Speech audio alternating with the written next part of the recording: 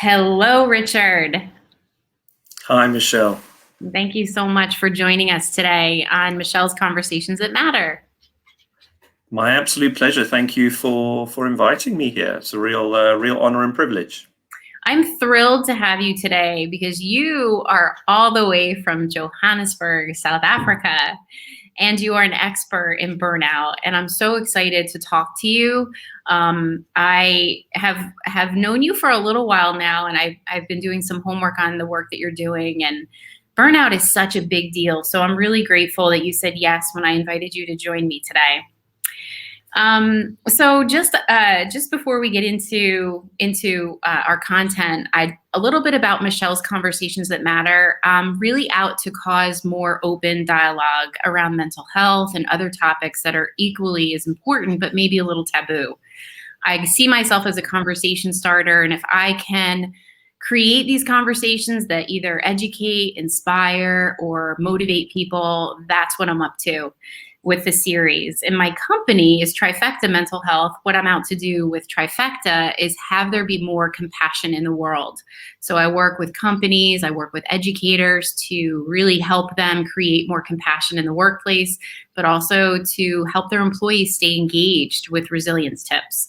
So I am grateful that you said yes. And, when you think about burnout, I think about burnout now more than ever because of the pandemic. And when, the statistics here in the United States say, the CDC says that now 1 in 3 are dealing with either anxiety or depression. And that's pretty big. And you say, Richard, I was doing some homework on you. You said that you're only okay until you're not okay. And that we all need to be doing something before our options of helping ourselves are removed. 2 very powerful statements that really resonated with me. Could you introduce yourself, Richard? Let people know who you are, where you live, and what you do.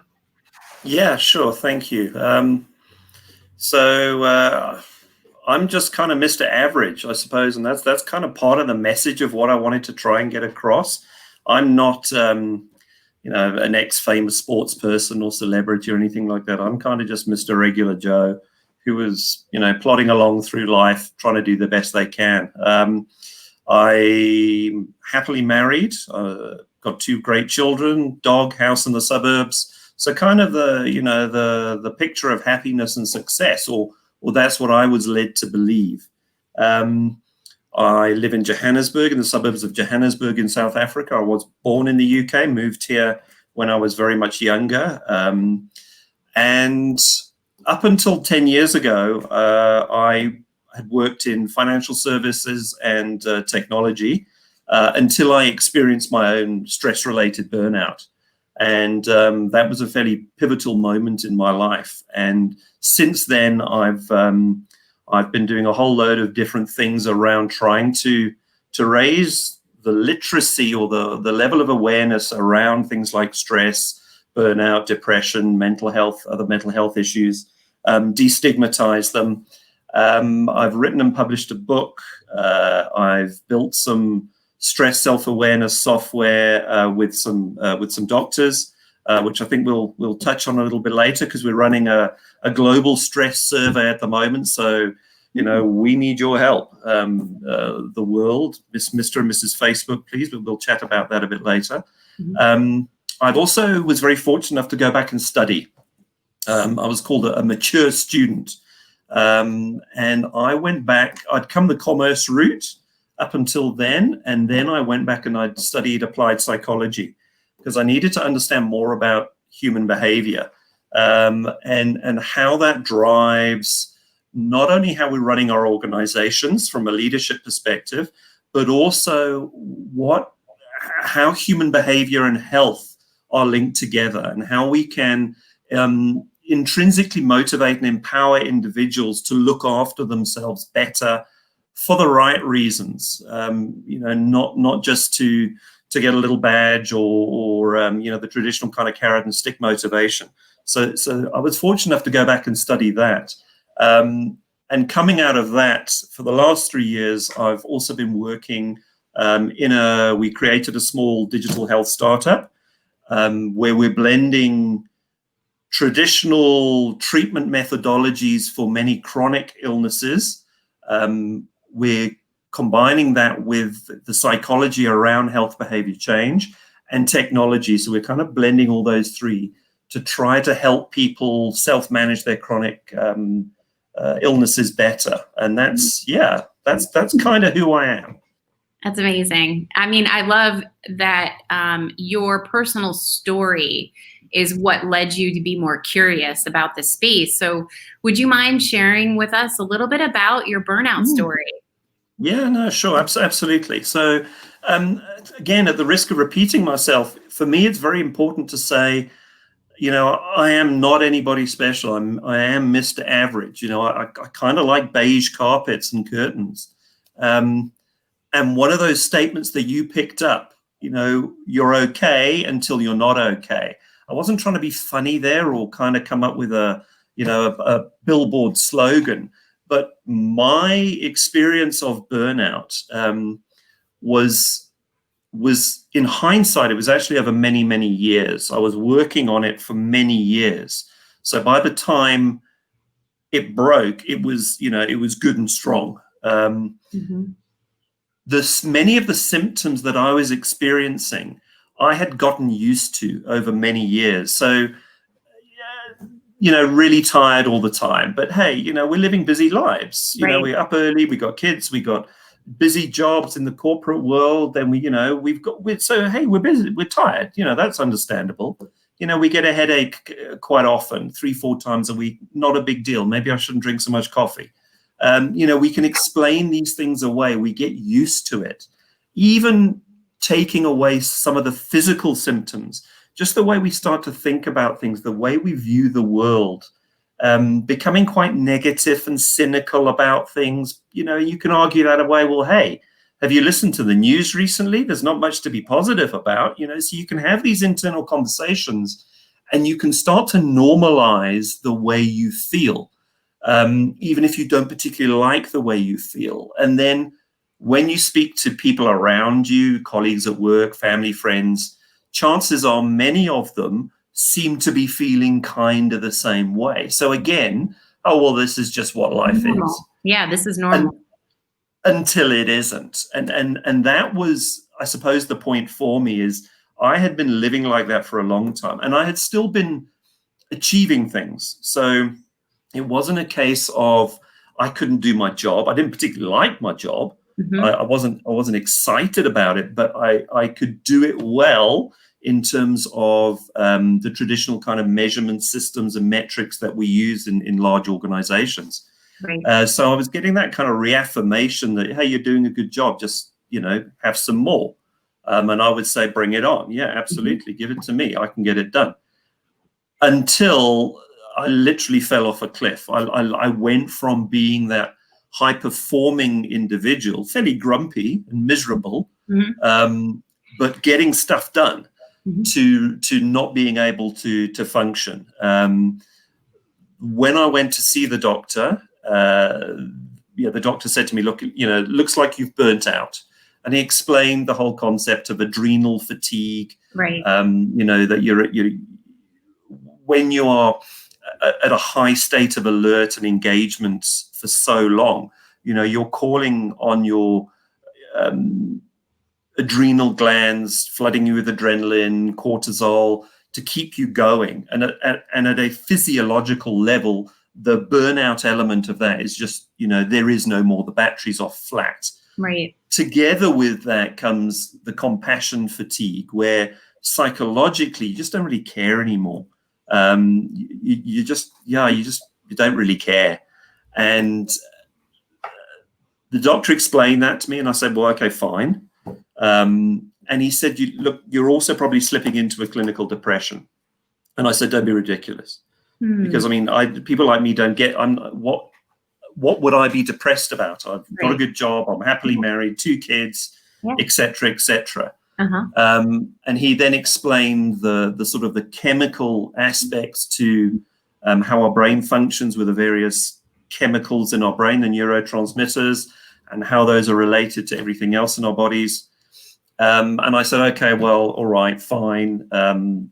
but I've got an important life I'm running. You need to fix me quickly, because that's my frame of reference that I've always had with healthcare. Is, if you've got a cold, fix it. You've got a headache, you take a couple pills and off you go. And you're done. The unfortunate thing is it doesn't work like that with many mental health conditions. It takes, I've been working on burning out for, probably 10 years, and you don't fix it in 3 days. The medication can often take some time to kick in, and you've also got to unlearn some bad habits and learn some good new habits. Sure. The great news is that we can, and that's one of the most wonderful things for me as a human, that we can unlearn things and relearn them at any age. And, Richard, the thing that really strikes me about what you said so far is that it was like a 10-year lead up of burnout. Like, it's a slow process that is sort of like the frog in the water, right? When you keep turning up the temperature, you don't feel it. You sort of assimilate, you get used to it. And before you know it, you're boiling. And so what's amazing to me, and what I really want people to get who are watching this, is you really might not be okay. You might just be adjusting and adapting, and you're putting your well-being and your mental health and your wellness at risk because you're so immune to it and you're so focused on the job. Absolutely. And I mean, I think, again, so, the opportunity to have this platform to talk about these kinds of things, and why I wrote the book and why I do the work that I do now, is to try to raise that self-awareness, because at the end of the day, it is the individual who's got to do something until you burn out. Yes.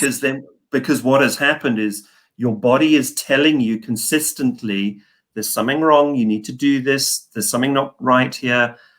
And if you don't listen to that, you get to a stage where your body says, right, I'm shutting you down. Right. You will now take notice of this. And that's one way a doctor described burnout to me. And it was a kind of analogy that I could relate to. And it is about being aware of your body, being aware of, and by your body, I mean your brain. We're not sort of this weird thing where our brain is separated from, it's all completely integrated. Right. How we think about things, the self-talk we have, the physical symptoms we have that we can't explain if we don't have some other pre-existing medical condition. Yeah. Be curious about those. Speak to someone, chat to someone about it, because prevention is a heck of a lot easier. But it just means that you have to want to have a look in that mirror, have a look at yourself, and ask some of those questions. Am I okay? The really good news for me, though, and for hopefully people out there, is that even small changes can make a significant positive impact. It's not necessarily that you've got to fundamentally change everything in your life. You don't have to do that at all. Right. But be wanting to be self-aware is that first most important step. So people who've tuned in and listening today, you've probably taken that first step because there's an element of interest either for yourself or maybe for a loved one that you can maybe recognize some of these things in. And that's really important, because until you acknowledge that you want to do something about it, it's not as easy to change. It's so true. I think about, there's no employer out there who's going to stop and say, you don't look like you're doing so well. The majority of people in the corporate space are not looking after your well-being. You have got to be the commander of your wellness, because like you said, they will keep piling it on you. There will always be more work to do. There will always be, the only thing you have control over is this, and people need to remember that, what is more important, that I look good, that I get ahead, that I get promoted, or that you get there and you are a hot mess emotionally, mentally, and physically, Like at what point do you stop and say, is this worth my health? Yeah. And it doesn't have to be kind of an all or nothing thing. Oh, I've got to Right. pack in my job to have health, or I've got to Right. give up my health to have a job. That Right. there really is this balance. And one of the terrible tricks that stress and burnout and depression play on us is they affect our cognitive abilities as well. So we've spoken a little bit about emotions. We've spoken a little about physical symptoms. It affects the way we think, Yeah. in terms of our executive functioning, in terms of decision making. And when we are, the more stressed we get, the more difficult it becomes to see our way out of a problem. So, I was very much in this position. And I actually remember saying this it was about 18 months before I actually crashed. I remember saying to my wife, I really don't particularly like the job I'm doing, but hey, I've made my bed. I better lie in it. I'd always wished that I was one of those people who from the age of 3 knew they wanted to be a doctor or an architect, or I was really jealous of people like that because I didn't know. Mm-hmm. I kind of finished school and they said, well, what are you going to go and study? You've got good enough marks. Your parents could afford it. Oh, I don't know. I'm 16 years old, 17 years old. Who knows what they want to do at that age? So, we put these crazy pressures on ourselves. And it's really okay to be able to stand back and actually understand that it's about a small change that can help you get that balance right. But it's being prepared to want to see that and to want to do it. Yeah, and I think that that's a really important, the whole thing about performance. We can perform better when we are taking care of ourselves. And I actually highlight that in my resilience program I've been delivering to companies and to teachers. That time to rest and restore yourself, just like an athlete would before they went on to the next race, is so critical. If you take that time intentionally, rest, recover, renew, you're going to be able to come back even stronger. And people don't realize that. They burn the candle at both ends. They think, if I could just get this email in before I go to bed and then I'm going to start early. It doesn't work. You really need to take care of your rest period so you can be stronger. And so important what you've said, because that's backed up by hard science. Yeah. We know that the more stressed you get, the more mistakes you're going to make, the more accidents you're going to have. So, the consequences of this in different industries are dire. We understand in many, so for example, pilots, the consequence of them being overly stressed and not well slept, the consequence of them getting that wrong is significant. Yeah. It might not be quite as important if you're, I don't know, I've got a candy salesman. Yeah. I'm not belittling candy salesmen, but it's that consequence of failure. Yeah. But it's a fact. The more well rested, the more balanced we are, the more creative we are, the more engaged we are, the more productive we are, the more we actually get done. So, but we've developed this weird kind of cultural association with, let's be the last car in the car park, or the last jacket on the back of the chair at work means it's some kind of badge of honor. It's look how hard I'm working, therefore I must be adding value, therefore I'm valuable. But actually the opposite is quite often the case, because if you're there that long, and you're not looking after yourself and you're not working smart, you're probably actually not adding a huge amount of value. You're probably making mistakes. You're not the sharpest tool in the box. You're not coming up with the new ideas. But culturally, we've got to turn this around. And it's starting to unwind. Yeah. But a little bit controversial, but maybe there are too many people of my generation, Generation X, and baby boomers who are still running the place. I think, sorry to cut you off. No, the thing that runs through my mind is, about a month ago, I was this close to going on social media and doing a rant about the fact that we live in a society where working and grinding it out and working obscene amounts of hours results in a badge of honor right? Like, well, oh, I worked 50, 60 hours less. Whoa, okay. And it's like, instead of it being like, oh, really? That's so unfortunate. Are you okay? It's more of like, yeah, good for you. Good on you. And it's this badge of honor that I want to get. I want people to start to realize, it doesn't mean you're working effectively. Like you said, it doesn't mean you're efficient. It just means you're putting in a lot of hours and you're probably compromising your health. So can we please rethink this badge of honor of working excessively? Like, it doesn't make sense. Problem. So I've got a little theory about this. I think we are still managing in the information age and knowledge workers, we're still managing like the Industrial Revolution. Yeah. So, we've kind of, in the 80s, we went over and looked at how the Japanese built cars and the whole concept of production management and just-in-time management. Yeah. And then a whole lot of clever business consultants came back and smashed that model into every single business in the world. Mm-hmm. And even in those industries where you've got capital equipment, we have the concept of things like preventative maintenance. So every so many hours, we need to shut the big machine down, squirt some oil in, tighten a few nuts and bolts before we switch it back on again, because we know if we don't do that, it's going to blow up. Yeah. But we don't do that with our human assets. Isn't that weird? Yeah. So for me, I think we haven't made that leap yet to understand how do we actually effectively measure this squishy human thing, because it's not actually a machine. Yeah. And you can't treat it like a machine, but we kind of try to measure it like that. How many widgets can you produce? Well, we don't really produce widgets in this industry.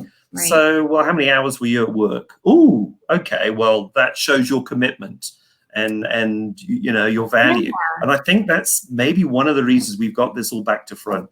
And I think we also need to be getting ourselves grounded in how do we define success?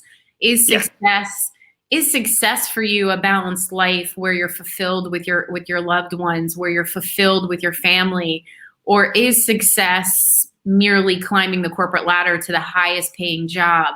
I think we need to do what you said early on in this conversation, become very self-aware about what matters most. Otherwise, we are going to keep being on a cog in the wheel, continuing to go for something that we feel like we are just programmed to do and not become truly self-aware about what matters. Because I know now, for me, what matters to me is balance in my life. When I worked in my corporate job, it was, I'm going to get to the next level. I'm going to get to the next level. I'm just going to keep working. I'm going to grind it out. And it wasn't until I had that realization, what do I value? I value time. I value my well-being. I value freedom to volunteer, freedom to create what matters to me. And I think people are not courageous enough maybe to do that. And I think people need to. Can you talk to us about the self-audits? Because you have some really good recommendations around helping us to just do those proactively. What is a self-audit in your mind? So I suppose you need to just raise your level of awareness or education around some of the things that your body is telling you.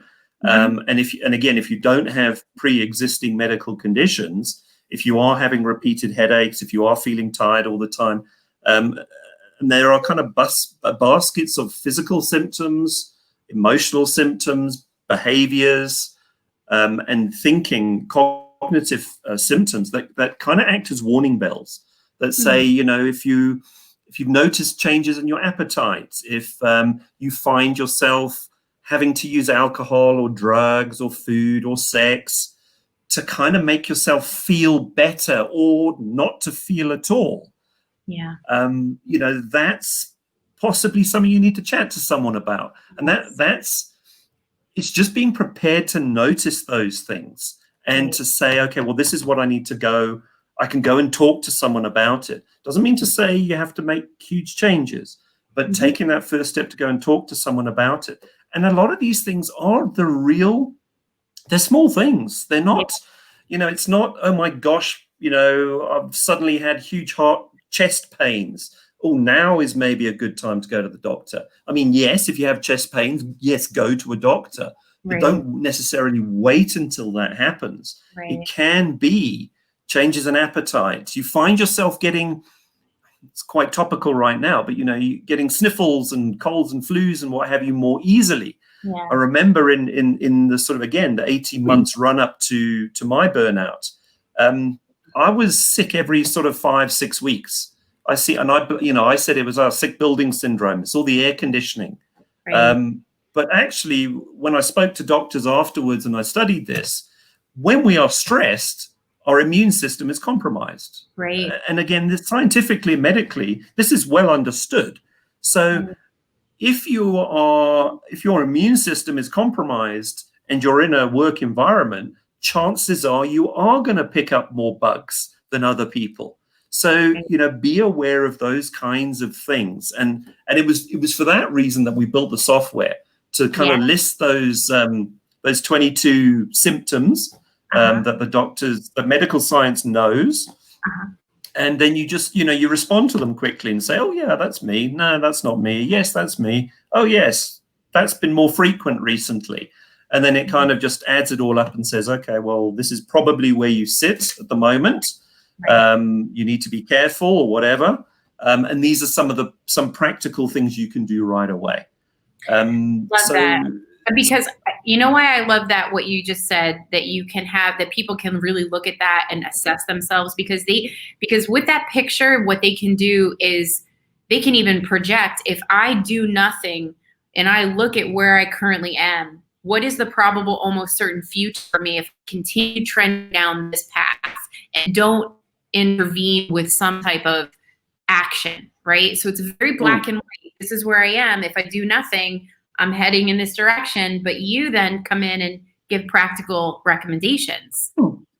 Yeah, no, absolutely. And those practical recommendations are about being practical, because one of the fundamental things as human beings, if we don't make it easy or achievable for people to do something, they probably won't try, because nobody likes to fail. No. So you've got to try to find what works for you as an individual. So, for example, if you tell someone, okay, you've got to exercise more, and you don't tell them what does that mean, and you say, oh, you got to go, oh, that means I've got to go enjoy the gym, I've got to go jogging, I hate jogging, everybody I see running on the roads looks miserable, I'm embarrassed to go jogging, whatever. No, those are exercises. But how about go home, close the curtains so your neighbors can't see you, put on some music and dance for 5 minutes. That's also exercise. So all of a sudden you start a conversation, you start to recognize the individual human being and say, okay, well, what can you do? What can you achieve? What are you comfortable with? Go and give it a go, feel good about yourself, and then try something else. That's, and it really is as simple as that. I'm not saying it's easy to do, but it's not rocket science. It's, it's about getting balance in different spheres. Don't just not eat burgers and go for a run.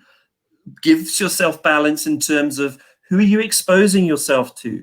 Who's in your circle? Who's adding positively to your life? And who's kind of taking from you all the time? Maybe that's a bit out of balance.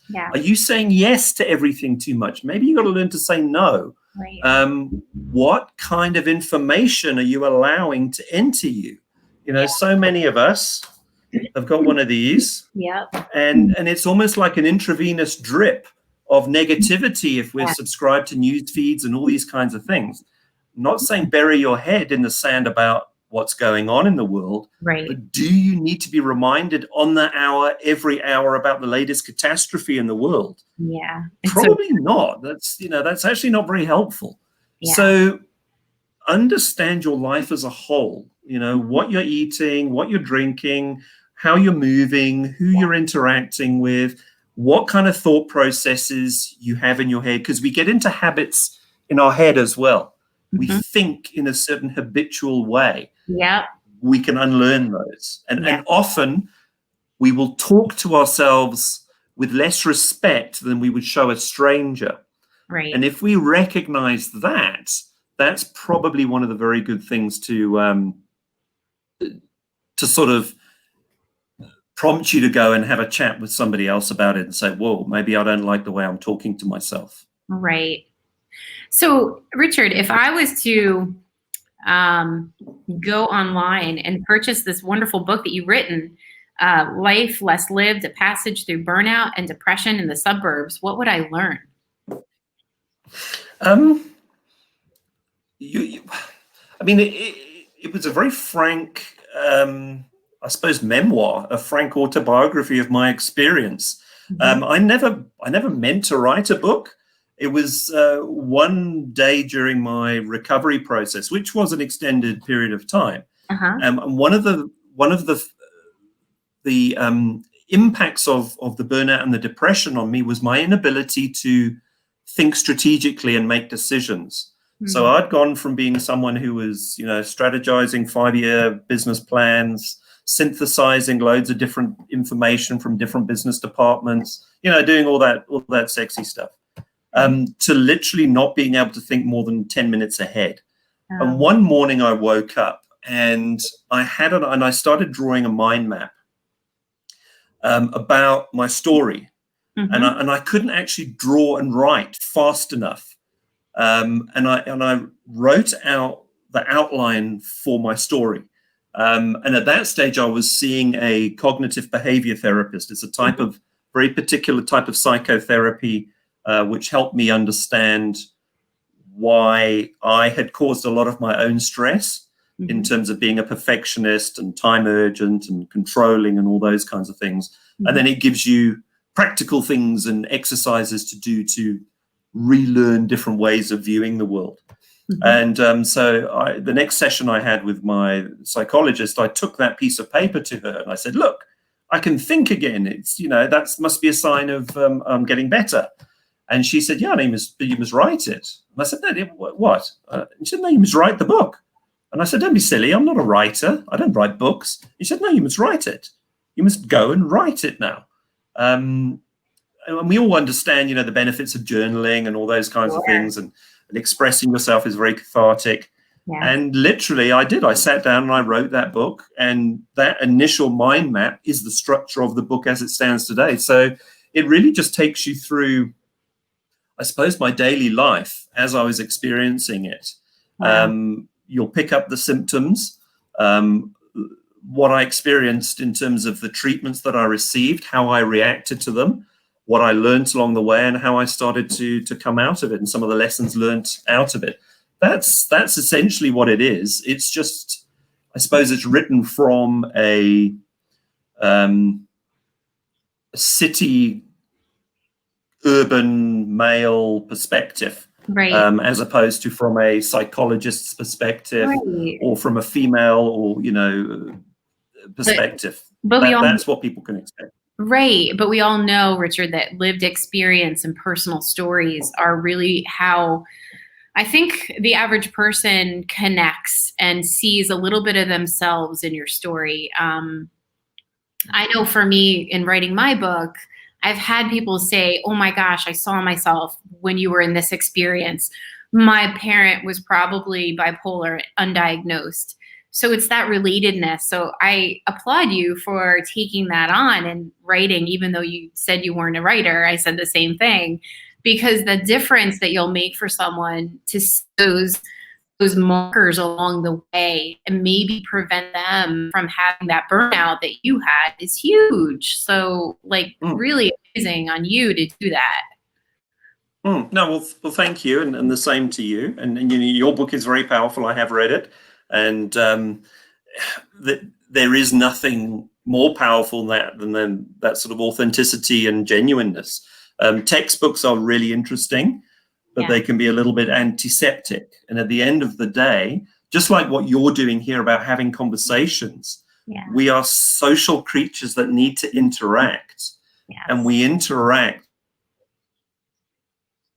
when we are relating to another human being. Yes. And so, stories and conversations are so powerful. So Richard, tell us about your software. Tell us a little bit more about your software, and is there anything you need from the audience? You alluded to in the very beginning. What are you up to, and Yeah. what's your vision with that?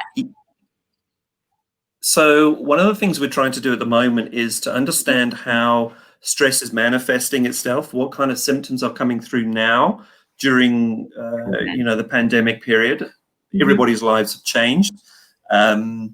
We've got 9 years worth of data from before COVID hit. And what we're trying to do now is to gather samples from people around the world during this period of time, so we can start to do a little bit of analysis on it to hopefully then identify some clear trends and make some practical recommendations. So we're running our software for free. It takes 5 minutes to go online. It's completely confidential. So we're just trying to get as many people to use it as possible. So I would absolutely urge your viewers to, if they have 5 minutes to spare, and literally it is 5 minutes, if you could go to www.vitalstest, vitalstest.com, and enter COVID-19, COVID-19, as the employer code. You'll have access to that survey for free, and that your data is going to be really, really helpful. And please share that with people. Mm-hmm. I'm sorry, Michelle, giving out web addresses, and I know it's not perfect. Great. No. Great video interviews. Oh, stop it! No, it's perfect. I'm actually going to put that into the comments. So if people want to take this for you, how long does it take to take the take the assessment? Is it like 5 minutes? Literally 5 minutes. That's quick. Perfect. Yeah. Awesome. And so when you get all this data, what's your vision? What are you going to do with it?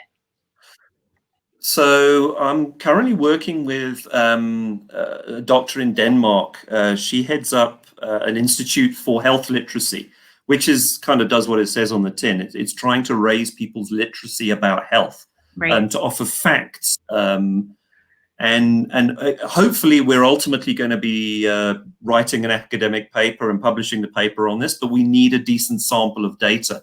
At the moment, I think we've got about 70 data sets, which is showing some very interesting signs, but it's not representative. And we really want from people all over the world to see how people are experiencing this differently.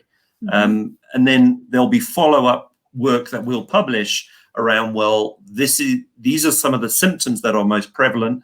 These are some of the things you might be able to do in your own circumstances that don't take much time, don't cost much money, that can actually help you combat the unique manifestations of stress that you're feeling now in post-COVID world. Right. So did you ever think in a million years when you were sitting in your corporate job that you would have left that space, written a book, and started down this road? No, not at all. No, not at all. Isn't it? I mean, I was raised in a culture, kind of go to school, keep your nose clean, get a good job, don't rock the boat too much, work hard, pension, gold watch, retirement party, success, life done, tick. Yeah. And it turns out that was spectacularly unsatisfying for me. So no, I didn't. But the interesting thing is that I have learned along the way is that our preconceptions about what life is are often what holding us back. And so much more is achievable if we actually just give ourselves a chance. And coming back to your point about success, nobody can tell you what success means except you. It is a completely unique human construct that is relevant to you as an individual. Stop letting other people write your life story for you. Amazing. And I was going to ask you, do you have any final words of wisdom? And I think that could be part of it, right? Like, it's up to you to define what success is. Absolutely. Yeah, for sure. Yeah, only you can. And there is no time like the present. And I know those are easy words that come out of my mouth, Yeah. And I know it's very scary for a lot of people. A lot of people don't want to look in that mirror. They don't want to look at themselves. They don't want to question, am I doing the right thing? Right. If you have those questions, just remember, it doesn't mean you say you have to change everything.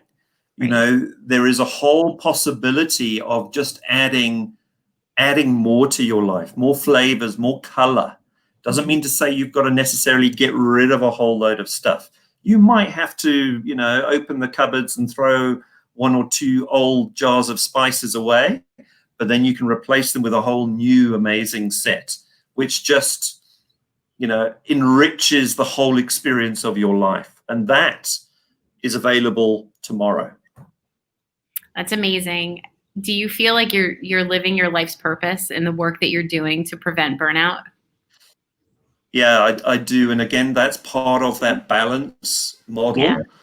There actually is a scientific health model that's called the Biopsycho, social, spiritual model. And it biological, psychological, social, and spiritual. And from a spiritual perspective, it's around that sense of meaning and purpose. Yes. And we know that when we are doing things that are meaningful and purposeful to us, it actually acts as a stress buffer. Totally. And so finding that sense of purpose, yeah, I do think I'm doing what I'm supposed to be doing, and it's what's meaningful for me. Yes. And I'm very, very fortunate. I'm really, really fortunate. It's great. It's great. And I feel the same way about the work I'm doing. And that's what gets me excited every morning when I get out of bed. So I think there is something to be said about how that does act as a stress buffer. As busy as you might be, at least you're doing something that's deeply fulfilling and you know is going to make a difference in the world. That's so important. So Richard, how do people get in touch with you? Absolutely. If they want to talk to you? I think probably I'm on LinkedIn, Richard Hawkey. The name's been scrolling along the bottom, so I don't think there's too many Richard Hawkeys on LinkedIn. So reach out, or you can send me an email. Can I give an email address? Yeah, shoot. Okay, richard@hellofoster.life. Perfect. Thank you so much, Richard, for joining me all the way from South Africa, sharing your story, sharing your mission, what you're up to. I really appreciate you taking the time to join me today and to just be so open with us and talk to us about how we can help ourselves. So thank you. No, thank you so much for the opportunity, and thank you for the work that you're doing. It's stimulating and starting these conversations, and giving a comfortable space for people to have these conversations. It's very, very powerful, Michelle. Thank you. Thank you, Richard. So we'll stay in touch, and I look forward to following all your great work. Definitely. Take care. Likewise. Be well. Bye-bye.